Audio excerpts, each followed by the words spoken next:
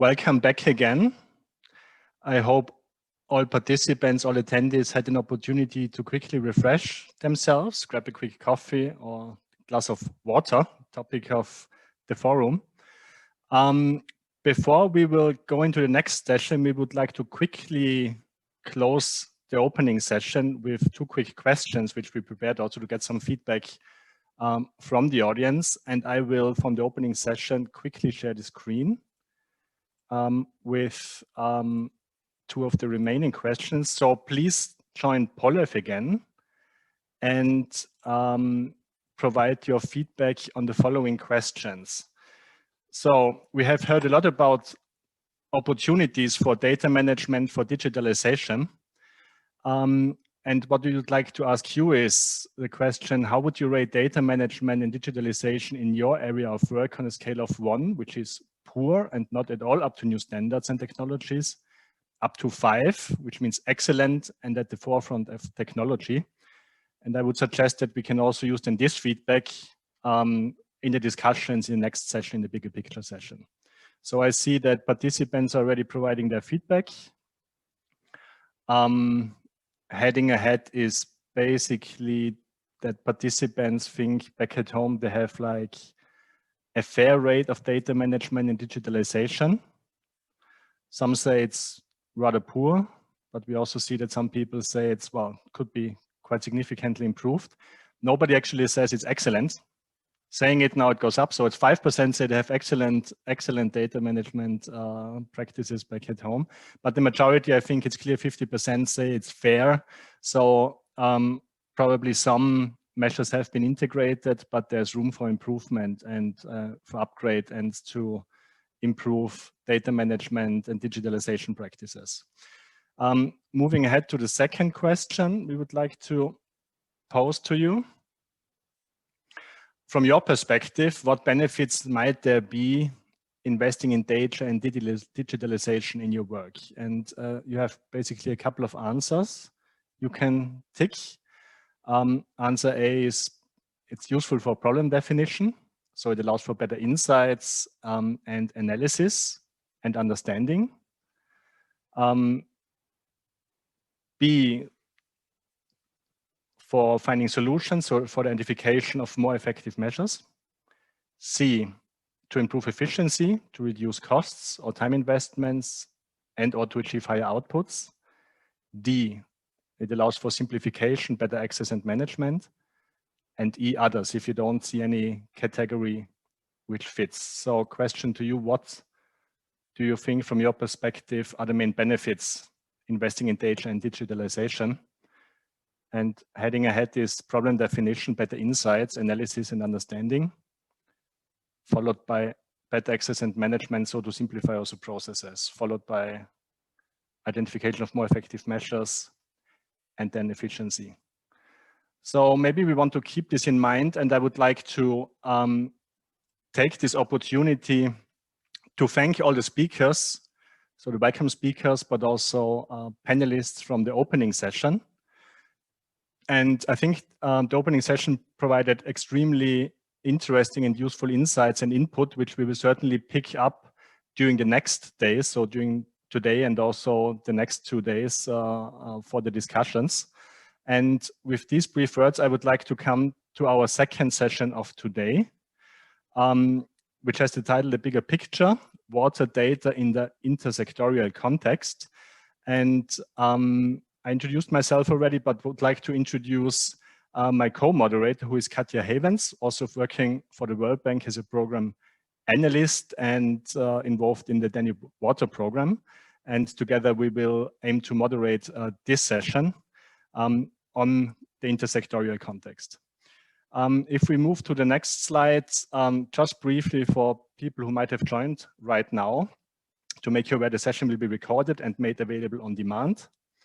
Following the forum, information will be made available online. Please use the chat box to use for general requests and interactions with other participants. And please also make use of the Q&A box.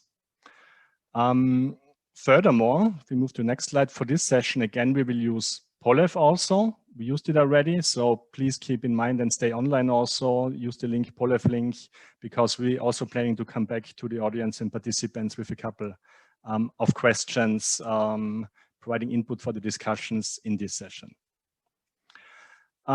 As I mentioned already in the beginning, this session is about the bigger picture of water data in the intersectoral context.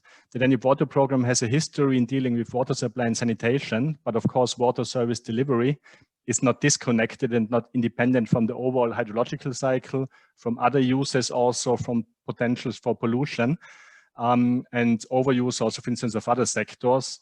So it's embedded in an integrated manner with other uses, what needs to be considered. And what is very much in the center is that water is essential for the environment, for sustaining the planet, a vital factor for production, but also the essence of life, also in the social context. However, what we know also is that water is in crisis in many parts of the world, and this is to quite some extent also the case for the Danube region. Many people, like society, countries, and economies are suffering from floods. So there's often too much water. Sometimes water is too polluted. There's still quite a significant challenge in improving wastewater treatment and treating industrial wastewater in the region. But also increasingly, water scarcity and droughts is becoming an important issue also for the Danube region, which needs to be addressed as well. And we have different influencing factors, like for instance, climate change, which influences the water cycle. We have changes in the consumption patterns and pollution.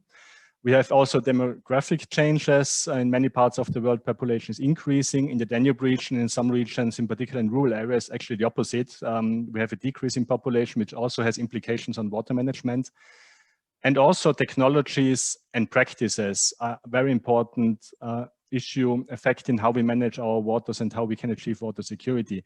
And this is exactly the topic in the intersectoral context we would like to touch upon today, technologies and practices. So what does data and digital technologies, data management offer in the context of integrated water resource management?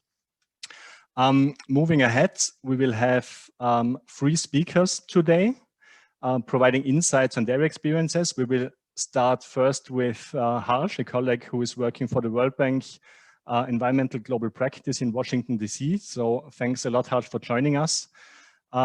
Harsh is the lead environmental specialist at the World Bank on environmental issues, but he's a particular expert on data management and disruptive technologies.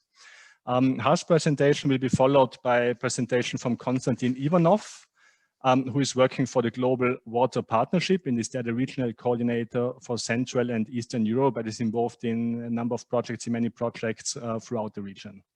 And finally, we will have a presentation from Ms. Gabriele Vinze, who is the deputy head of the expert group team on groundwater, but also a specific data expert and dealing with a lot of data management and reporting exercises within the country, but also towards the European Union. And Gabriele Vinze is working for the Umweltbundesamt in Austria and will inform us more about the national perspective and the approach in Austria taken, an example from Austria, on data management, how to bring the different data streams together and how the data management is organized within the country. With these brief intro words, I would suggest we start with the first speaker. What we would like to do is having all 3 presentations afterwards and then following with a Q&A discussion. So we would suggest to go ahead with the first presentation from Harsh. And Harsh, the floor is yours. All right, Raymond, thank you very much. And what I'll do today is to try and do justice to being the first presenter here. And I'll be sharing my screen and hope you can see everything properly. Let me know if not. My name is Harsh again. There's a longer version out there if you need. And I'm a global lead for disruptive technology at the World Bank in the environment practice, and also for the water practice, I co-lead our hydroinformatics group.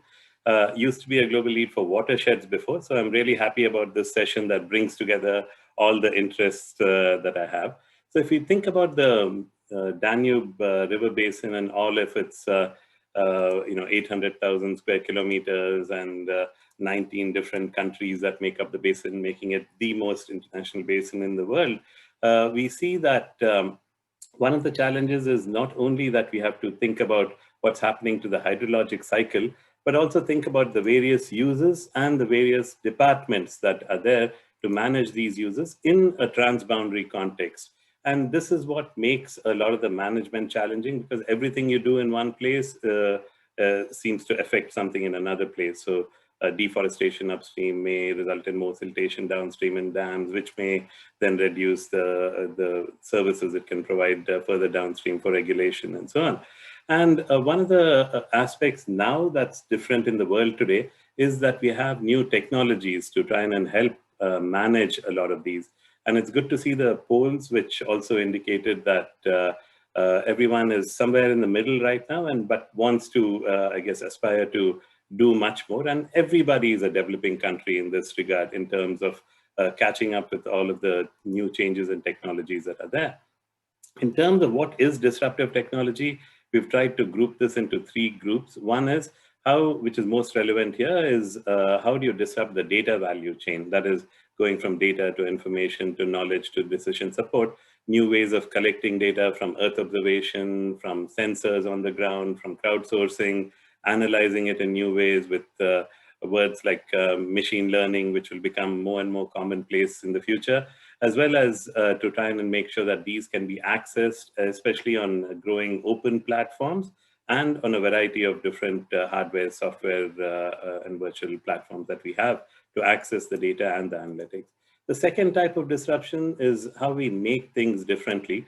And here as well, we have new ways of using, for example, 3D printing to create new low cost climate monitoring or weather level, water level monitoring stations, which reduce the cost from about $5,000 a station to about $100 per station, and a whole range of various types of automation that are happening and new kinds of materials that are being used. And a third type of disruption is what we are doing right now, which is being able to connect in new ways, being able to try and see if we can use some of the principles of this new gig economy, sharing economy in a lot of the work that we do on the water resources side as well. So the challenge becomes, how do you use a lot of these different types of tools? And I'm sure you'll get these presentations and you can check out some of these links for new publications or e-publications that we are doing in this regard. But with a lot of these technologies, we expect a lot of things to change around the world. But today we'll focus on data. So now in data, one of the challenges that we usually find as a bank staff trying to travel in different parts of the world is three kinds of reactions. Either we are in the middle of nowhere, we have no data. How do you expect us to have any data to do anything? The other is, of course, we have lots of data, but it looks like this data can only be ingested by termites at this rate. And the new challenge that we have, which is that there's data everywhere. So everyone is deluged with a lot of data. So how do you drink from all of this and be able to make sense and do that second answer that you had in the poll, which is to get insights for the basin for helping with management. So in terms of trends, most of us are stuck in what should be the fashion that's out in terms of more and more desktop systems, more and more retail systems, more and more come to my website and see my 2 pieces of data type of thing. And what we really are seeing is a big revolution where people are moving more and more towards open data services and open analysis ready data services. So not just some database you can download, but databases that you can include directly in a lot of online decision support systems and online visualization tools and so on, as well as a whole new world of cloud analytics that has started to emerge, which has helped create a whole range of new dashboards that we'll look at.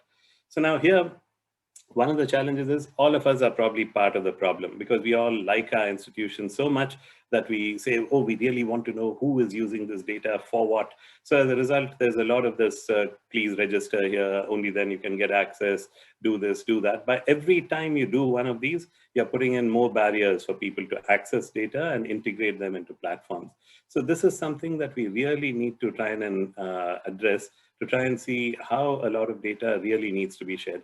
I mean, I've been amazed every time I look at Europe, which always used to be my gold standard in terms of with the Inspire Directive and so on. But if you actually look at many of the countries, it's the same situation that I had back in India when I was doing my undergrad, where not one gauge worth of information was available in the public domain, right? So things are changing back in India. Time to change here as well, to make sure that all of the data of the Danube Basin, which is relevant for analysis and insights, are available in open public domain analysis-ready services as part of it, using a lot of these new approaches such as open data APIs and OGC formats which support analysis, and helping with analysis that people can build on each other's work through open script repositories and so on.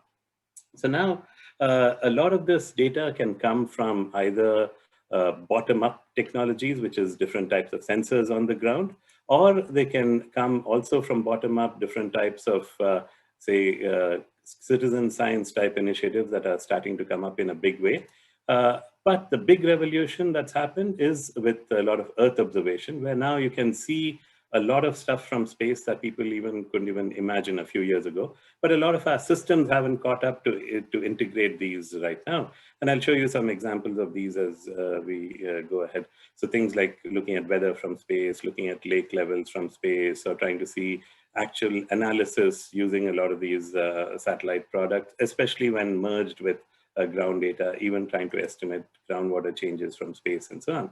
So the big challenge is, how do you integrate all of this work? So for example, looking at the bottom-up data, the top-down data, data rescued from the termites, as well as a lot of the new analytics that are there, to use a lot of these buzzwords in technology to make a lot of this accessible to people as they look at new kinds of dashboards, using new ways of visualizing data in 2D, 3D, or even 4D with the 3D changes over time, and be able to link them with complex models as well as we are looking at these.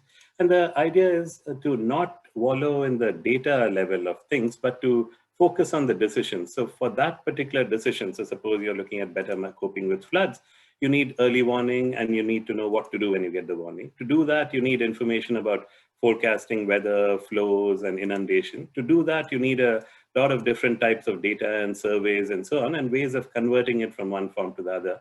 So to help support one decision, you need to support this entire ecosystem of activities which can support information institutions and investments to try and help make that decision better. So a lot of these water information systems that are now starting to come up in different countries can build on a lot of this data with their own quality management, and also making sure that they can be accessed in an interoperable way as well. And these dashboards, and I'll show you some examples of these, could have access to simple data sets and functionality, which can help with new kinds of visualizations as you go ahead.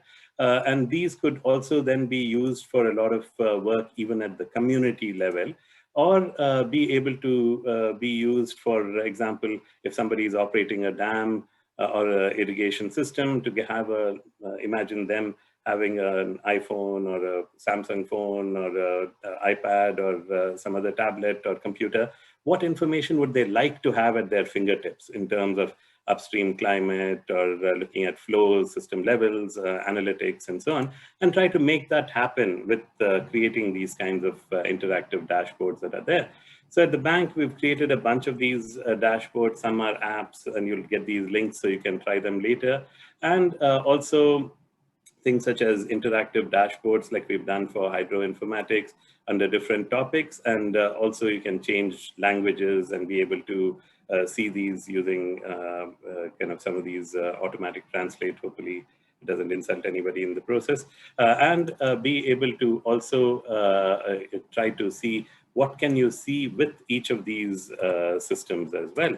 So for example, some of these could include focusing on any point in a river basin. So let's say somewhere near Vienna on the Danube, you want to see what the watershed could be at that particular location. So you could use these free tools to draw the watershed and then do analytics, like how much is the population, is that changing over time or not in the upstream areas of those, or be able to look at population with new data sources like Facebook now, which has 30-meter by 30-meter versions of population, which are also accessible globally. So a lot of these kind of things, every day we're getting new and new types of data services, which become really useful for us to then keep updating our systems all the time to be able to access all of these. And everything I'm showing you is free public domain stuff that's there. This is using some of the tools we have at the bank, looking at elevation data upstream and looking at even a histogram of what the elevations look like, or looking at, so for example, land cover and trying to see what the land cover is, looking at croplands or various kind of forest areas or other things in the basin and how those are changing over time, or even historical records. For example, looking at, let's say, Belgrade, and you want to get a sense of what the historical data or rainfall data looks like as reported to WMO, looking at it per month, and this is from the KNMI, or looking at it for the last 100-something years, for example, to be able to see what's happened over the last 130 years. And all of these at your fingertips, right, and for free.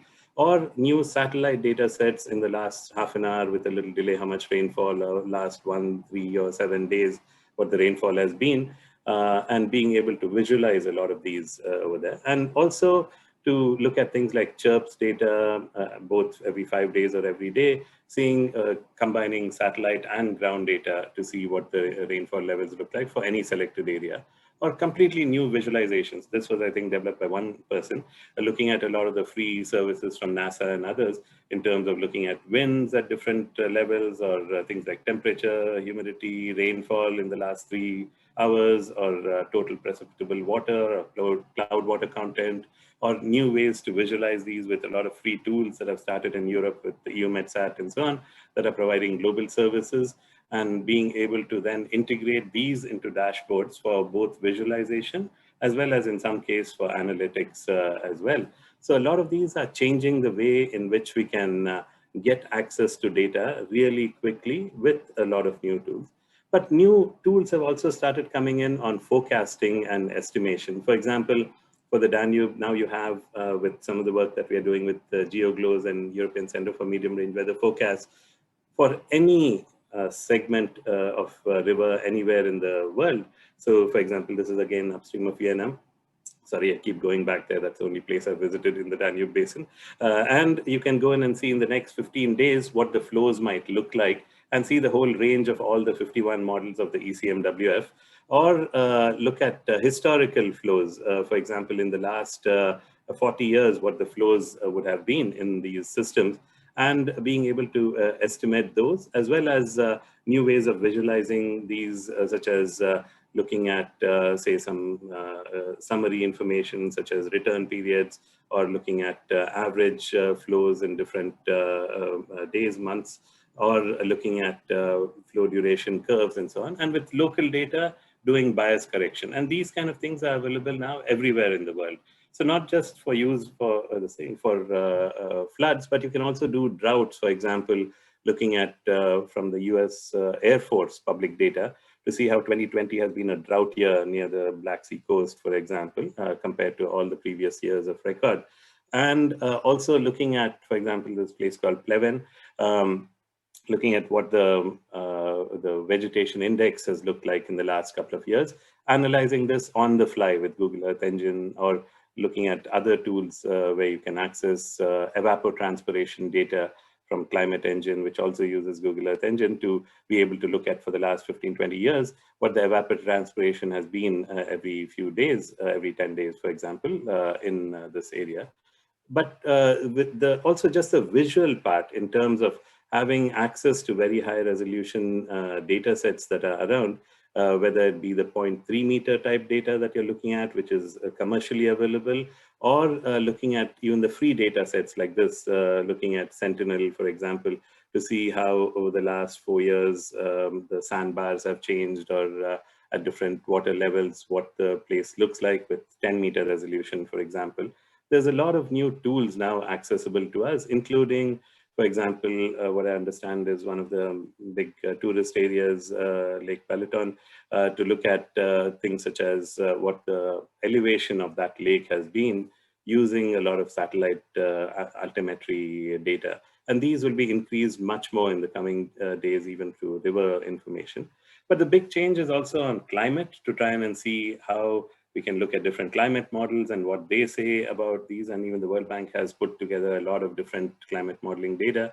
For for you to explore as well. And it's useful for a lot of planners to get access to a lot of these so that you can look at visualizing not only the inputs, but the outputs that come from it. And then to finish, the idea is to try and see how a lot of these could be accessed using touchscreens or using some clever new approaches as well in terms of a lot of these new systems, which are also getting popular in Europe, to, for example, actually do analytics on the fly so that you can visualize it either in these kind of tangible landscape type things or even in virtual reality type settings. And at the bank also, we've created a lot of these kind of rooms for us to be able to access a lot of this type of information. And it becomes a really useful way to help people to discuss a lot of data together, as well as new ways of e-packaging information so that you don't look at just PDFs anymore, but you can then start scrolling through lots of different ebooks, interactive ebooks, and a lot of different types of data and knowledge portals and so on, which can help with the outreach a lot more. And then also start thinking about how to look at it from a spatial point of view, even for the COVID days. But going ahead, things like AI, machine learning are going to be the big set of issues to think about. And if we think about a new world that's emerging on hydroinformatics, a lot of it is leveraging these new technologies, which is important for us all to learn from because it changes dramatically every day almost. And the idea is to try and see how to combine a lot of these global, regional, and national data to help everybody locally. But to do this, a lot of enabling environment is required, both to know what's happening because it's a lot of changes around the world, which is helping everybody. But the big change is also to see if governments can help support an ecosystem of analysis-ready open data services to enhance collaboration across everyone. So hope this is useful and look forward to the discussion. Thank you very much, Harsh. That was an extremely rich presentation, and I'm sure there's a lot of issues were touched upon, which we hopefully can pick up later in the session today, but also in the following days. So there was a lot of information about new technologies, disruptive technologies, Earth observation data, which can be used, and this is certainly useful input for the discussion afterwards. In the interest of time, I would suggest we move on straight away to our second speaker, to Konstantin Ivanov from GWP, from Global Water Partnership. And Konstantin, if you could share your presentation to provide your inputs, that would be much appreciated. Yes, absolutely.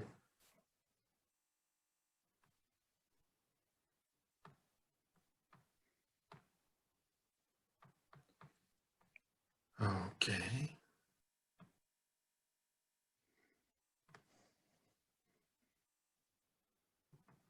It's taking a bit too long. I hope you're seeing it. Yes, it works. Perfect. Okay, perfect.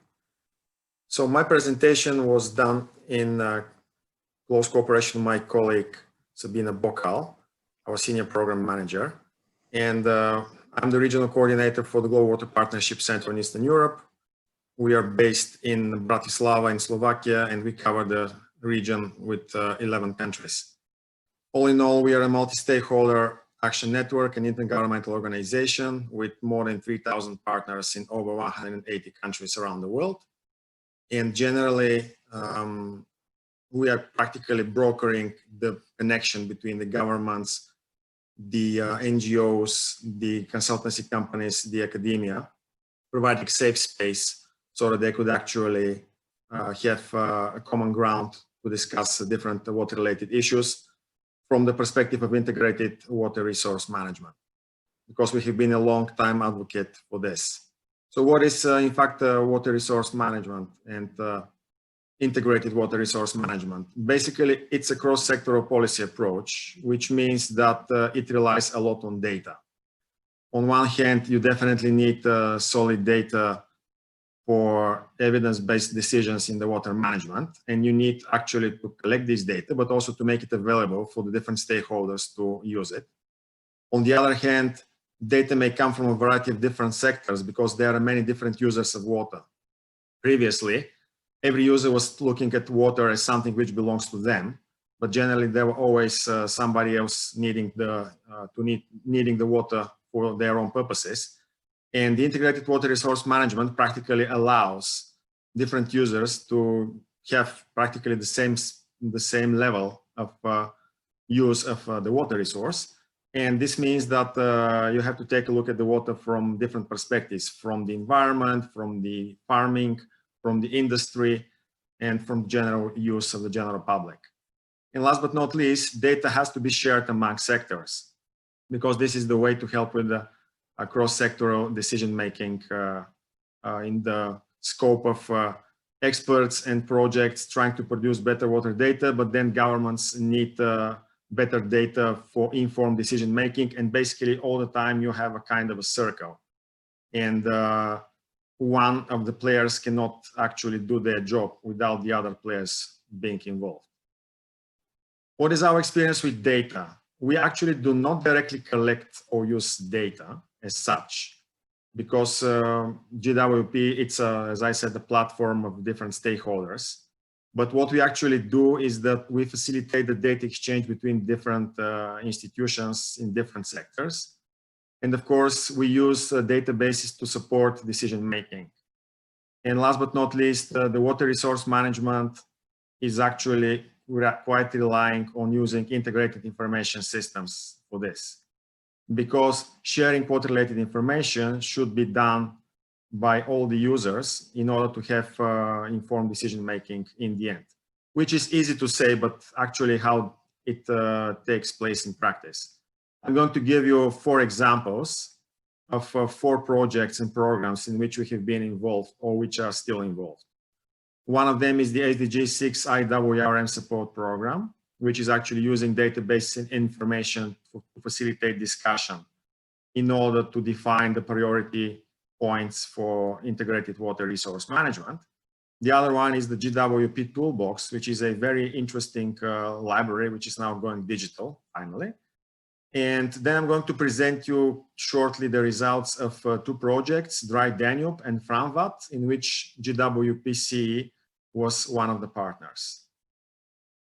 So the SDG 6 IWRM support program, what is it about? It's about supporting the 3 stages of the SDG 6.5.1 implementation, which is about identifying challenges, developing action plans, and implementing solutions. And as you can see, in all these 3, you actually need to have data and to make this data available for everyone involved in the process. We're doing this together with the UNEP DHI Center. And what we actually see is that of up to the 60 countries this year, which were involved in the reporting process, out of which we have direct data collection in Bulgaria, Moldova, and Slovenia, and support to Hungary and Slovakia, what we see is that almost half of the countries report short-term or limited coverage of water data and information sharing across users and different parts of the country, which actually makes the whole process quite difficult, because the SDG 6 reporting is based entirely on this data and how we actually analyze it in order to see if there has been some progress achieved. So we at GWP have been wondering, okay, what can we do as a result of this? Because obviously we see that there is some lack of information, some lack of data. And that's why we started with the Water Information Sharing Exchange, which for now is something that we have been discussing with different partners and potential donors for the past year or so. And the pilot is about to take care of 5 different countries, which have been identified with the biggest need to improve their water data in order to have informed water-related decision-making. And hopefully, we are looking forward in the next year or so to find partners and donors to actually develop this into something useful, not only for these 5 countries, but generally for the whole world. The GWP Toolbox, IWRM Toolbox, is practically a library of case studies and references about how to actually use integrated approach in the water management. But what we're planning to do in 2021 is to actually redesign it and to develop it into a digital knowledge repository and into something like an action hub, which will host different communities who can share their experiences, their issues, their ways how they've overcome the different problems in the water management. Another very interesting data collection was taken as part of the Dry Danube project, which is a direct result of IDMP-CEE. This is an integrated drought management program for Central and Eastern Europe, which is a joint venture with different partners, including, of course, the World Meteorological Organization. So what the Dry Danube project produced as one of its products is actually a very useful interactive web-based tool called Drought Watch, which is for real-time drought monitoring through different drought indices. And as the previous speaker said, this is the bottom-up approach, because basically we have remote sensing equipment on one hand, but on the other hand, we have volunteers in the field, mostly farmers, who actually collect data and feed it into the system. And then it actually allows the system to calculate the risk and to give an advance warning to all decision makers that actually drought is on the way. Because what we know about drought is that nobody's talking about it when it hits. And then everybody's talking about it. And then suddenly the rains come and people stop talking about it again. But still droughts come again and again in our region in recent years. So we have to keep an eye on it. The other project that we have been involved in as partners, and it has a lot of useful usage of data. This is the FRANVAT project, which is about planning natural and small water retention measures in the river basin. And there was a very interesting tool, which is currently developed, and you can use it online, which allows to make decisions on which small retention measures to employ, having in mind the different characteristics of the land, the forest, the precipitation, and so on and so forth, which is extremely useful for making decisions using data and practically automated way of using this data. So what are the lessons learned? Data is fundamental for water resource management and for assessment as well. And without cross-sectoral collaboration, there is no opportunity for us to make sure that we have well-defined water resource management. In this respect, trust is very important between partners, because many partners don't necessarily want to share the information that is in their domain, even though it may have been gathered with public funds, which then makes it automatically available for the whole public. And then access should be done in a systematic way to make data collected with public funds really available. And in this respect, GWPC is publishing quite soon a position paper on the green recovery in Central and Eastern Europe from the water perspective, which actually collects all this information about what are the funds that are coming in, how can they be used to make much better our water resource management in the region. And with this, I would like to thank you very much. And I'm looking forward to your questions. Thank you very much, Konstantin. Again, a very rich presentation, and obviously very much a plea from a think tank and a platform really trying to facilitate integrated water resource management, helping stakeholders in the countries, in the different sectors to put it practically in place, integrated water resource management. And again, a plea for open access to data and share data across sectors for better management.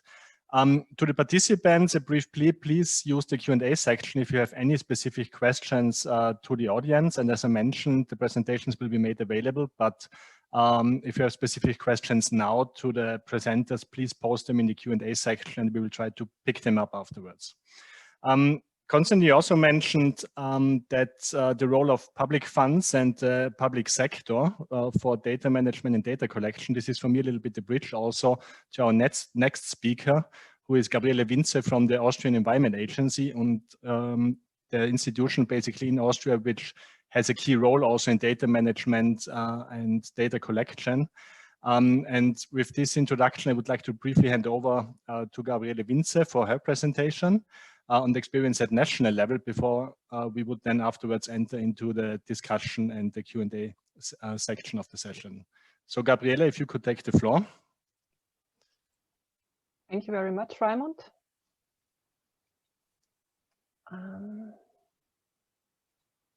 I will share the screen. Yes, we see it. Perfect. Okay, is it now in full mode? Yes.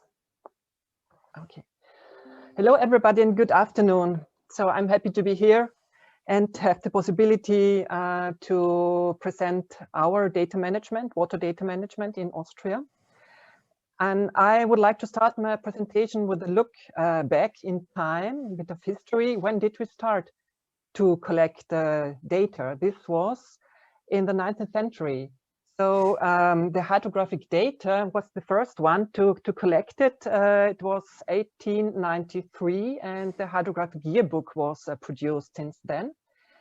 And in the last century, the digitalization of the data started, and the implementation of databases. Again, the earliest one was the hydrographic data. From the 60s onwards, also the biological water quality data were collected and published with maps. And in 1991, the water quality database was built up, containing monitoring sites and from surface water and groundwater and water quality data. And then the next one database was the urban wastewater treatment plant database. This was mainly triggered also by the urban wastewater treatment directive and the data to be collected there.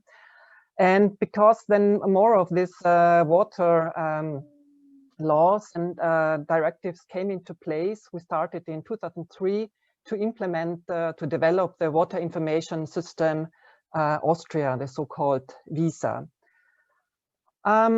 Based on the urban wastewater treatment plant database, the emissions register was developed. This was first under another umbrella, but then moved also to the water information system of Austria.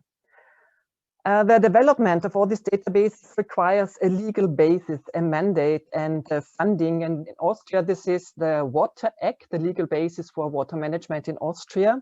And the amendment in 2003 gave the mandate to develop the Water Information System Austria, VISA. And this Water Act is complemented by ordinances who say more specific what is the content of the databases or the registers. For example, the emissions register and the water quality database. Now I would like to focus a bit and tell a bit about the Water Information System of Austria, VISA. VISA is the central platform for access to data and information for Austria in the water sector. It provides information not only on data, but also report maps. There is a WebGIS where the data can be viewed and queried. Also web map services are provided.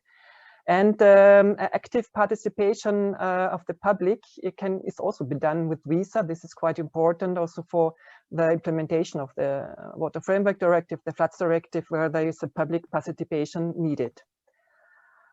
The databases, which are under the umbrella of the VISA system, can be accessed either they are public available, but there are also others which have restricted access, and this is due to general data protection regulations. Furthermore, in VISA, there are exchange tools developed and provided, for example, with XML interfaces. The concept of VISA starts with the data collection and with the provision of online data upload into VISA. And as I said before, with the development and agreement on common interfaces in XML or also Excel sheets. And this is the first step for the quality assurance and quality control of the data, which is quite important to have reliable data in the databases. The next step, the data are in the databases. There are for the databases under the VISA umbrella, which are developed and maintained in the Environment Agency, there is Oracle, there are Oracle databases, and the databases and the data are accessed for the management of the data via web applications, and some part of the data are extracted and put into a data warehouse. And in this databases and also in data warehouse, the data are processed, they are checked, and they are made visual with GIS tools and so on. And then there is VISA has a portal where the user, the public, the experts, the ministry can access the data And for the single databases within VISA, there are also web applications where the data can be accessed. This gives some examples of the sectoral databases which we maintain, which we developed and maintain at the Environment Agency. This is the water quality databases, as I said before, monitoring stations and water quality data. The floods database, then there are biological databases for fish, benthos, and macrophytes. Then there is the emissions register for surface water. We have then also databases with spatial data like the Austrian water graph or spatial data infrastructure, which contains all the spatial data needed for the water management in Austria.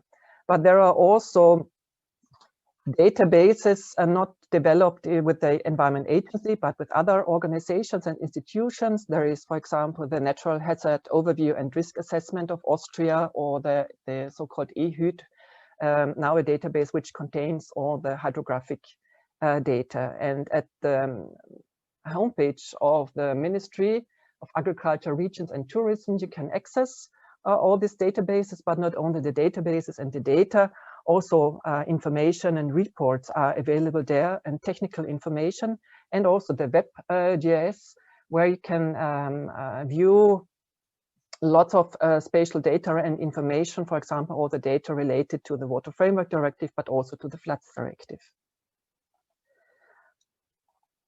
Water management, and especially the integrated water resource management, requires a cross-sectoral and also a cross-topic and cross-thematic view. So what we are doing within the Water Information System VISA for this integrated data assessment is to use the concept of a data warehouse. We extract data from our sectoral databases and put them into the data warehouse, and then we use the software, in our case it's DC Cadenza, to access this data, to visualize the data. We provide for our work and also for our clients tools and routines. For example, this state of environment reporting for the water information system of WISE is done with the DC Cadenza system, or we produce data sheets for surface water bodies and groundwater bodies in an automatic way. And this is also the way we would like to go forward, to put more and more data into this data warehouse, and to make it accessible and usable for us, for experts, and now it's not open to the public, but this might be a next development step.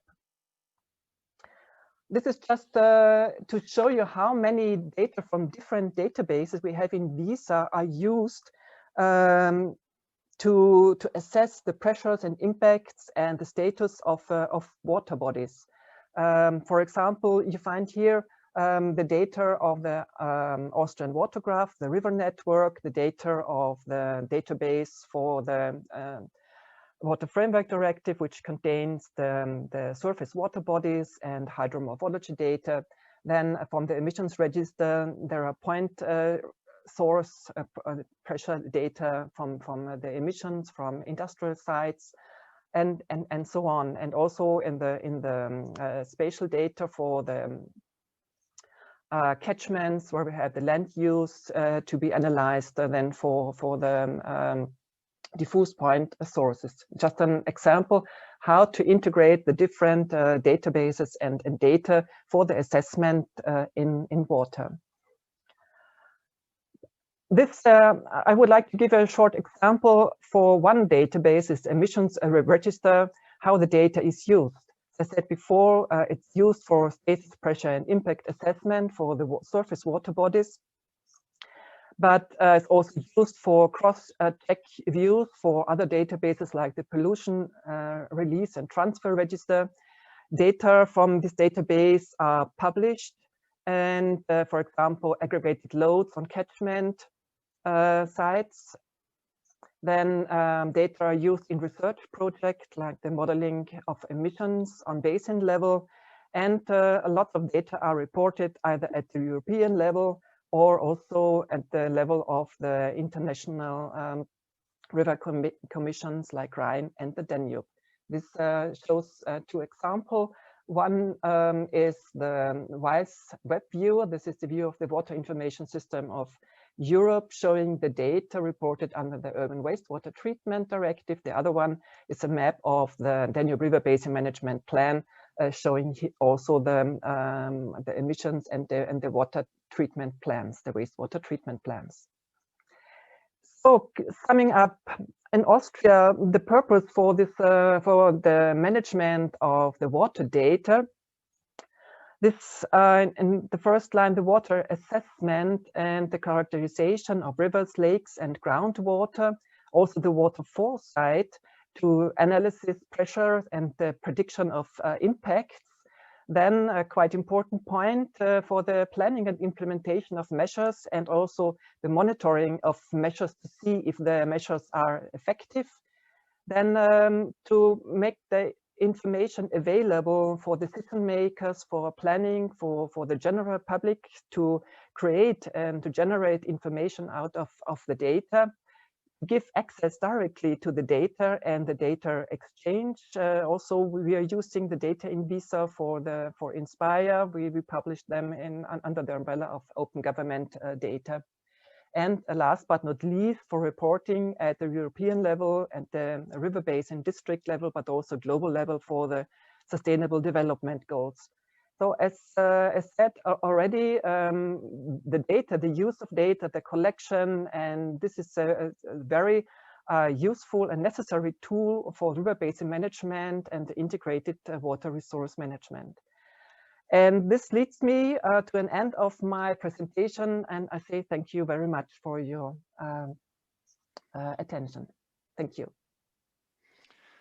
Thank you very much, Gabriele, for this very interesting presentation. So your experience at national level on, how to collect data, how to manage the database, and also information on which on the activities the data is then actually used. And what we see is data collection was not invented recently, so it has quite some history, what you pointed out. But what was also quite striking is the driving force of the implementation of EU directives which requires also a lot of data available, monitoring, and also to manage the data appropriately in order to fulfill the tasks countries are required to fulfill also under the directive. They signed up for, like, the Water Framework Directive, the Floods Directive, the Urban Wastewater Treatment Directive, Drinking Water Directive, etc. So collect once, use many times is certainly one of the mottos also what I take from the presentation you gave now as well. So thanks again to all the speakers for this extremely useful input. How we would like to proceed now is quickly turning back to the audience. And I've seen that we received already a couple of questions in the Q&A section, but we would like first to start with Polev. And I would like to ask Katja to get some feedback from the audience. And then we would turn back to you, to the speakers for some reactions on the feedback received by the audience. So Katja is launching now the presentation. And so to all the participants, you're kindly invited to open Polev again and to provide feedback on the questions which we would like to pose. And I quickly hand over to Katja for the first question. I've seen we received already input on the first question. So Katja, can you please quickly explain us what the first question is about?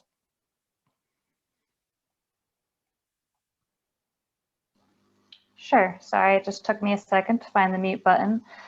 So the first question asks, what do you see as the main opportunities digitalization offers water management?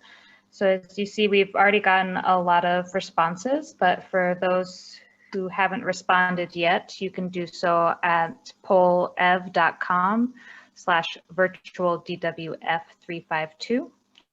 And as we see, let's see, we got a lot of answers coming in, the biggest word being data. And we have, let's see, management, insights, decisions. We're getting so many that the words are getting smaller. They're getting harder to read even. But we'll let it go for just another second, and then maybe the panelists can reflect on the question and some of the answers coming in. Before we turn back to the panelists, I would suggest that we open also the next question, go straight forward to the next question. So for the panelists, please keep in mind, maybe there are some keywords you would like to reflect upon, but I would suggest we move on to the next question.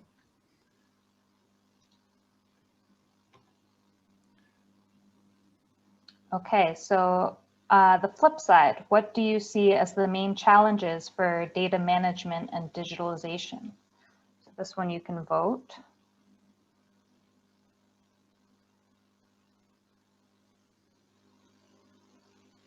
So we see possible answers are incentives. So the question, why should we collect data? If this is not clear, what's the benefit of collecting data? Lack of capacity, lack of financial resources, clarity on the process, basically how to collect data, lack of institutional or legal framework, then the issue of data sharing, that this may be an obstacle, a challenge in data management and digitalization. That's a point which was raised by the speakers before, or others. Maybe there are other points which are not on this. And if you've selected other, go ahead and you can message us in the chat function what some of those other challenges are. We'd love to hear from you. So do you want to reflect on this, or should we go to the next question, Raymond? I would suggest we keep this open and turn back to our panelists. And maybe starting with Harsh, who was our first speaker. Maybe a reaction from your side. So when you see this feedback from the participants and from the audience, is there anything you see you can reflect upon, or where you see, okay, that's also an experience you made actually, and which is indeed a challenge or which offers benefits? Yeah, I think both of these were very insightful. The first one, I think the two big words that we saw were data and decisions, which are basically on opposite ends of this data value chain we were talking about. So this is where there's probably a need to try and focus on decisions and think about what kind of an ecosystem that we need to go from data to information to knowledge to support those kinds of decisions. And I think on the second one, you had a lot of issues listed in terms of main challenges. And as we can see, there are lots of challenges everywhere, right? In terms of everything from incentives to capacity to money to legal frameworks and so on. And that's true in many ways. We are in a world that requires a multi-pronged approach. The one thing we may want to think about is today, we are in a very different situation on what the requirements are for capacity building or financial resources because of a lot of the automation that has gone in. The costs are not as high as they used to be for developing these. So there's no need to develop little data portals and systems for each place. This is where the idea is to try and see if everyone can feed into interoperable open data services, but create dashboards at each level, where you can even create dashboards at the level of each watershed to leverage a lot of these global, regional, and local data services in order to help support those decisions that need to be made. So let's stop there. Perfect. Thank you very much, Harsh, for reflecting on this feedback provided by the audience. Turning to our other two panelists, to Konstantin and Gabriele, any thoughts triggered from your side you would like to reflect upon? Maybe starting with Konstantin first. Okay, thank you, Raymond. So generally, as we have seen from the results from the poll, data sharing and clarity on what and how to collect data are the ones with the highest percentage. Of course, we have some run behind as well. But generally, we have a wealth of data available. The problem is to make sure that we make this data really easy to find and easy to use. But the third most important thing is the analysis of this data. For example, I gave you the Drought Watch, which is a tool which collects data and then gives you immediately something. Okay, drought is imminent here or there. But in many cases, we have a lot of data collected, but the analysis is too expensive to be made, or there are no funds to be made at all, even though the data has been collected, or the data is sitting somewhere, but actually people are not aware of it. Stakeholders who could make use of it are not aware that it exists there. And then, of course, somebody already mentioned it, the fact that data is in PDF these days. And this makes analyzing and using this data a totally different and difficult experience, especially in the Danube River Basin countries. So I think that we have not only to think about how to collect the data and how much it costs to do so, but also how to make it then available and how to make it usable for analysis and for further decision making.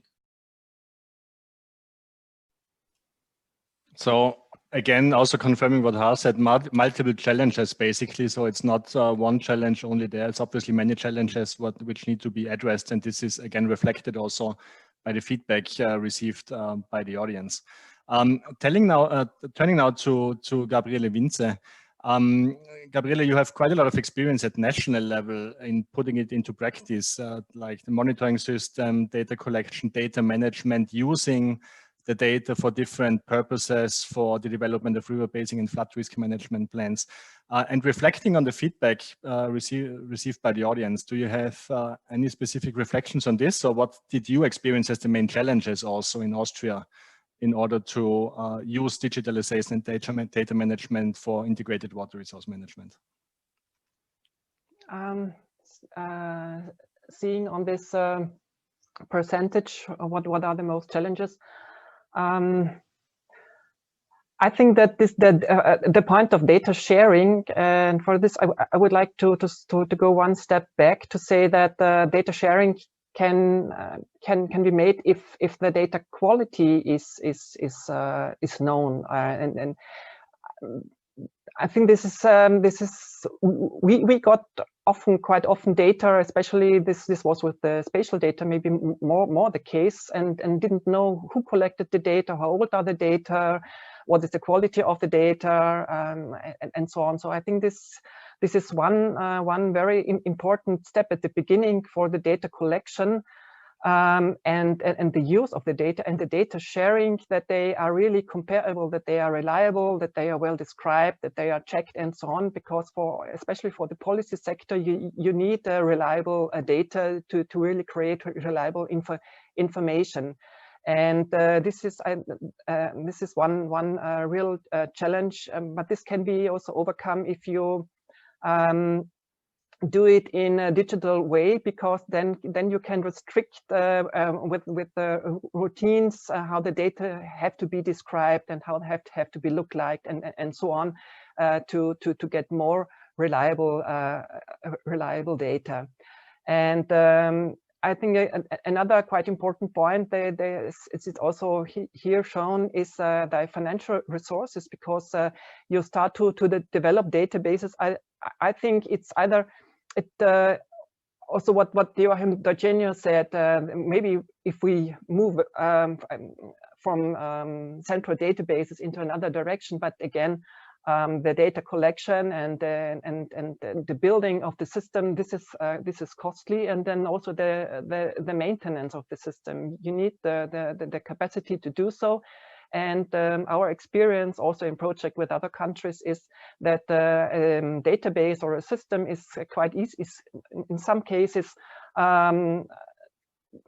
it doesn't take so much time to build it up, but then it needs the manpower to maintain the data, to put new data in, to make the data accessible, and the technology is moving so fast, then it might be necessary to have a migration to other system, and so it's a never-ending story, and therefore it needs to be really thought carefully on this point. For what purpose am I collecting the data, and what are they used for, or what purpose should they need, for what purpose should they serve, and as you said also, Raimund, this principle, collect once and use many times, is quite important in this context.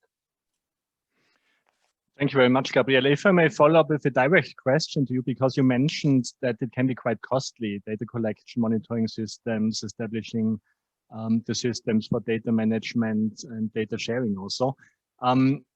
What struck out for me in your presentation was, as I mentioned already, that EU directives are quite a driver behind it for achieving the different objectives of these directives. Now, in the Danube region, we have many countries which a little bit more recently joined the European Union, or which are in the process of joining the European Union in the future. From your experience, maybe you can a little bit give an insight what your experience is on resources, on capacities, human capacities needed, and also financial resources needed to put in place into the system. If you have like some indication that may be helpful for many other countries, what your experience is on this. Yes, I mean, the water information system now is quite large. As you have seen, we have a lot of different sectoral databases in there and applications running with it. But what I can say is that the yearly cost of the system is in a upper six-digit range yearly. And for the period of 2012, also 5 years period to 2017, we had about 36 persons working on the system. It doesn't mean these are only IT persons, but is also the IT stuff needed, but also the technical experts of the different water sectors, which need to check the data, to look for the upload, for the agreement on the standards with other experts, and so on. Quite some work only for the maintenance of the data, and then for the data evaluation and so on. So this is this is the experience we have in Austria. Thank you very much. That's extremely useful to get a little bit better insight on the resource needs also for data collection, data management, and sharing. Particularly on this resource question, maybe is there some reaction from Harsh or from Konstantin, if you have any reactions immediately on this, because as you're nodding all the time, so it may have triggered some thoughts also from your side. Yeah, no, I think that's probably an important issue. I think one of the challenges here is to think of resources would also require an attention to whether the data is accessible or not. Because if you're spending a lot of money and nobody has access to it except 5 people, then nobody will be willing to pay for it. Right?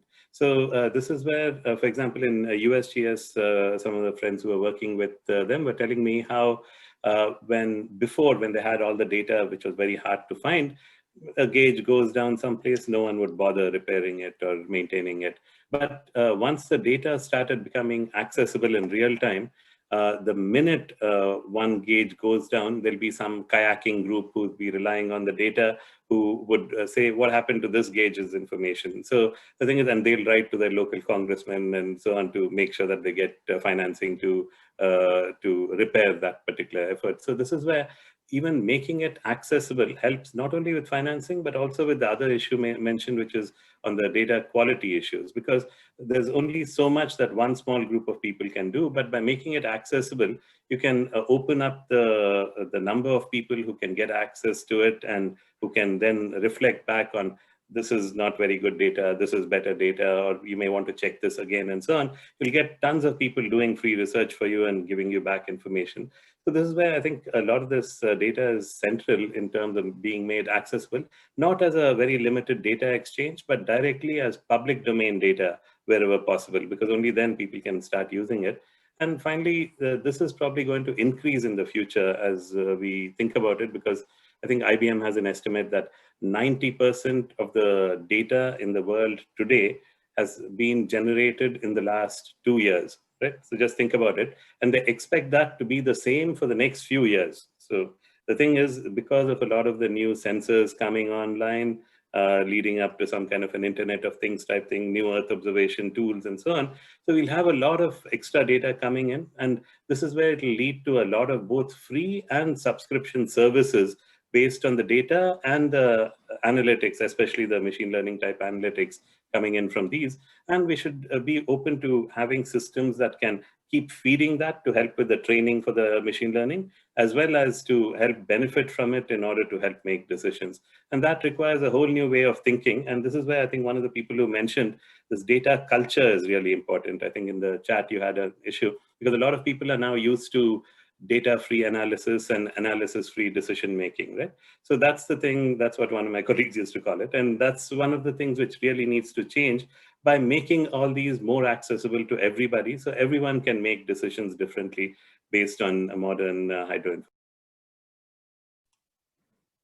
Right, thank you very much, Harsh. I see Konstantin is already ready because I see that you also have some thoughts. Maybe you want to share them with us as well and with the audience.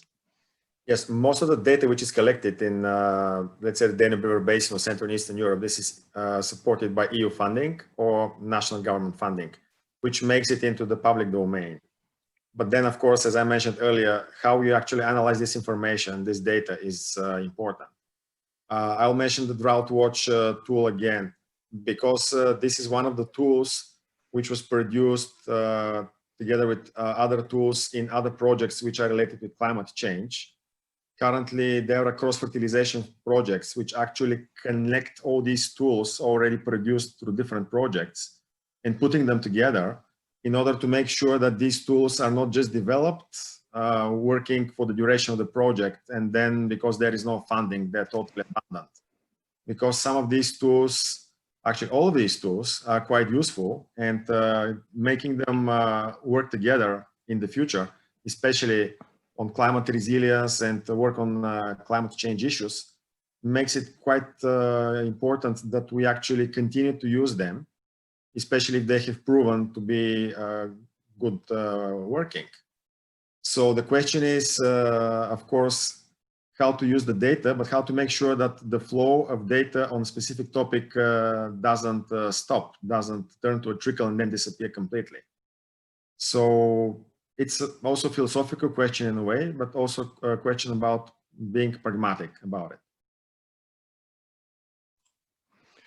Thank you, Konstantin, for sharing your thoughts. I mean, what I recognized through all the input which was provided from your side also, that data sharing is a very important topic and access to data. And there might also be some sensitivities around it. And quickly screening also the Q&A section, there's actually one question also posed on the sensitivity of data sharing. So maybe I'd like to ask Katja to open Polev again to get some feedback also from the audience, because we prepared one question in advance, also particular on this issue. And afterwards, we would like to turn back to the panelists to get some reaction from your side. So for the audience, please open Polev again. And I would like to ask Katja to briefly introduce the question.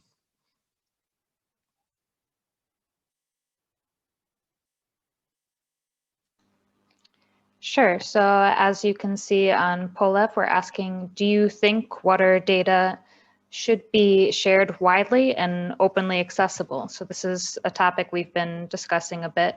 So we'd like to see from you, is this an issue for you? Do you think that data should be shared? So we have yes, no, depends on the data, and still not sure.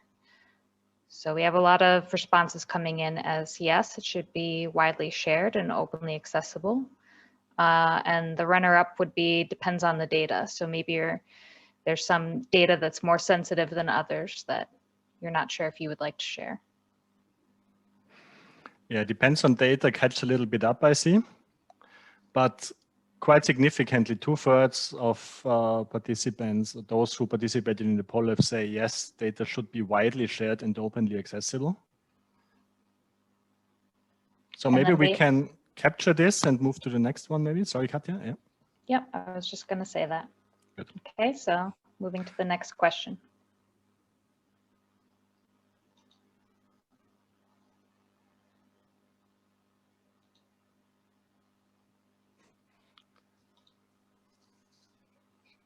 Response. So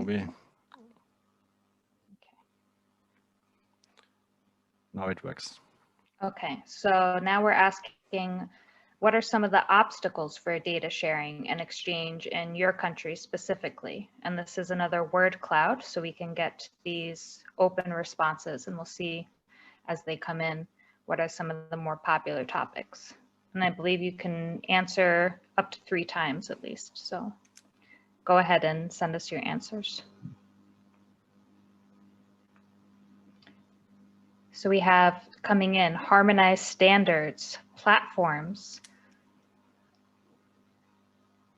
format, plausibility, metadata, a fair format, protocols or lack thereof,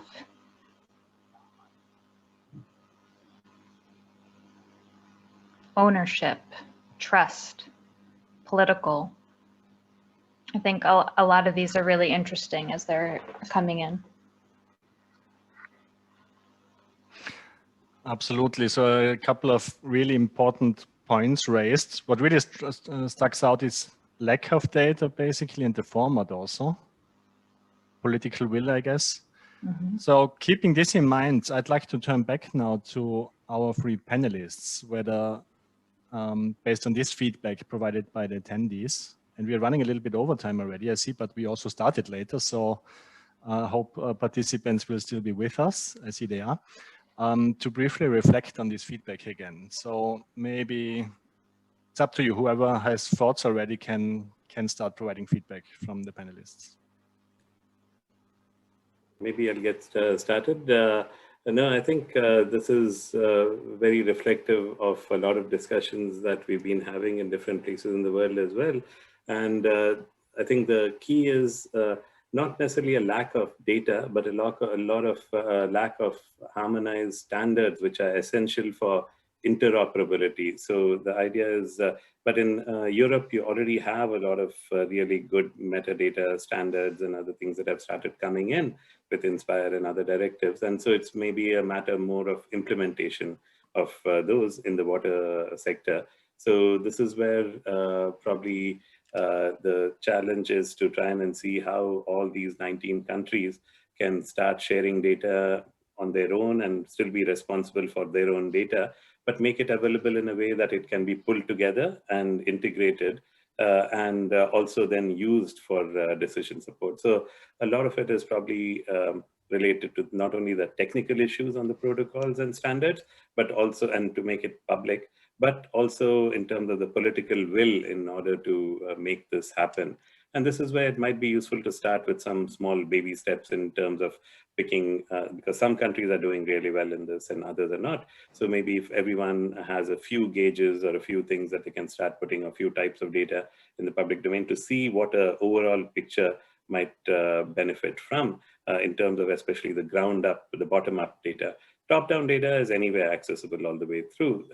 But the key thing is to maybe create more dashboards to integrate all of these so that people can get better visualizations, insights, as was mentioned in, I think, your second polling question, into not only the full basin, but all the component parts as well, and see the interrelationships across there. But it's great to see this discussion. Thanks for inviting me.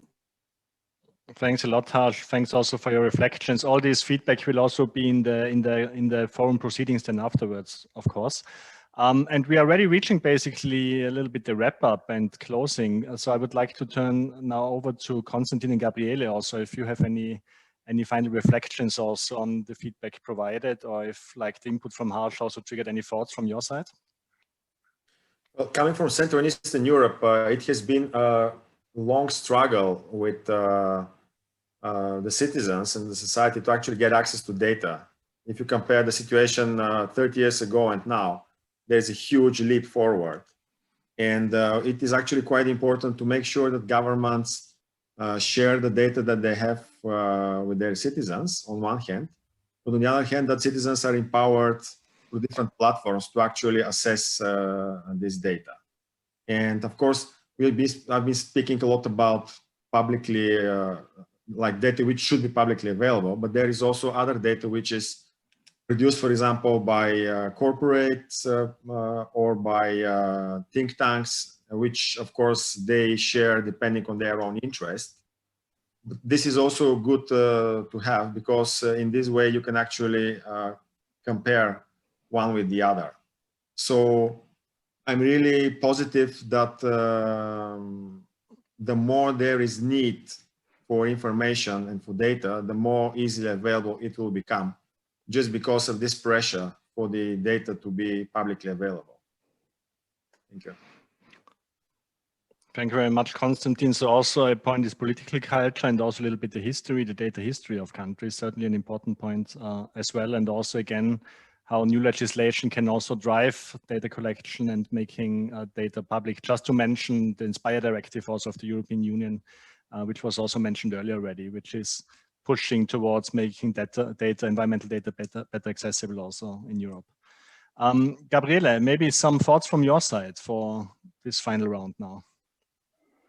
I think that the Inspire directive is a quite good example, because it was quite a struggle to implement all the data specifications for the different topics which are addressed in the Inspire directive, and at the end in some cases the harmonization was really on a quite small or minimum level, because it was not possible to agree on a broader common data model.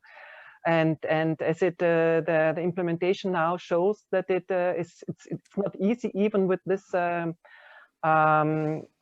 harmonization, which was tried to do with this directive, the data published in a very different way. But as Harsh said, maybe it's only a step one has to step forward, and it will be implemented, and it will get better.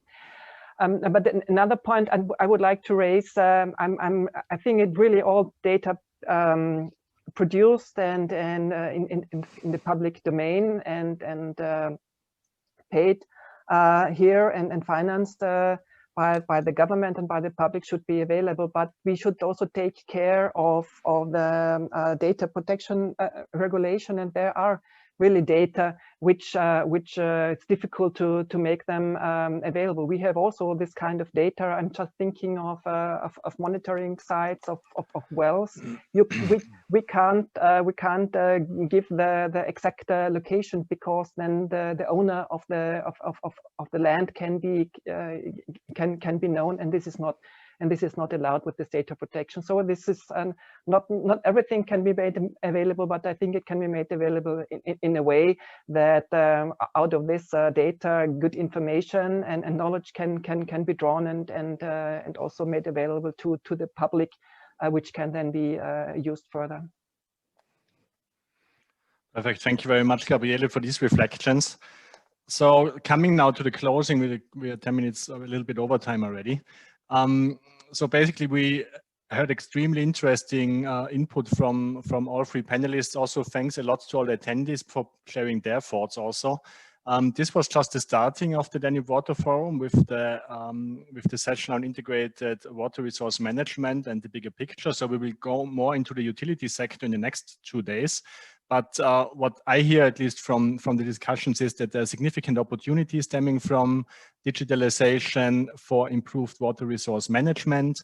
There are also opportunities for sharing data to make it better accessible for different sectors, so that better decisions can also be made. Also requires some investment needs, which need to be taken into account for proper data management, and the question, okay, what's the objective? What do we want to do with the data? What will it be used for is an important one. Open access to data is something what would certainly help for better management, but also there are some sensitivities around certain data sets which need to be considered as well. That's certainly also an important point. And generally, as it was mentioned by one of the participants, maybe we need to make some further steps on the new data culture. This is something which struck out for me also a little bit. So to make steps to overcome these challenges, these different challenges, which were pointed out also by participants, in order to move ahead and to gain the most out of it from digitalization, from the opportunities stemming from digitalization and data management, in order to improve management, to improve services for the people, to improve environmental management, etc. All the things related to integrated water resource management. These are just a couple of takeaways for me personally. Maybe also some of other participants share similar takeaways. And with this, I would like to close the session for today, but not without indicating that, as I said, this was only the start of the forum. We will move ahead tomorrow already with the next session, as I mentioned, where we will dig deeper into water supply and sanitation services, starting at national level. The session is called Data Counts, Sound Data for Smart Policies. And the session will start at 1:30. Not as wrongly indicated here, 13:40, but 13:30 already. Where we'll have more interesting debates on the water services sector. So closing this event, a big thanks to all the participants, a big thanks to all three of you, to Harsh, to Gabriele, and to Konstantin for for the input you provided in the presentations, which, as I mentioned, will be shared also on the website. And yeah, wishing everybody a nice evening, and hope to see many of you back tomorrow at 1:30 when we dive deeper into the water services sector. Thank you very much. Have a good evening. Thank you. Have a nice evening. See you tomorrow. Bye-bye. Have a great forum. Bye. Thanks. Bye-bye.